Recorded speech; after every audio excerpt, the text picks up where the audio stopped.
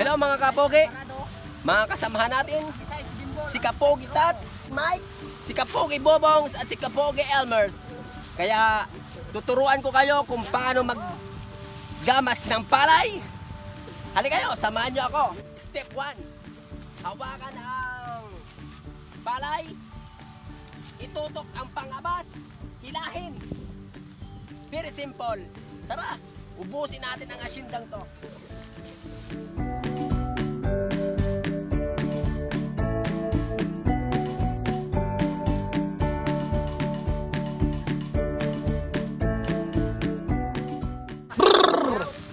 Ganito ang aking natapos.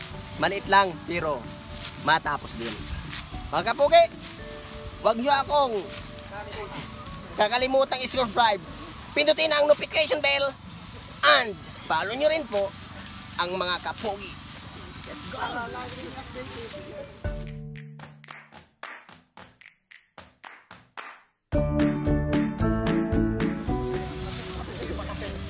We're amazing day.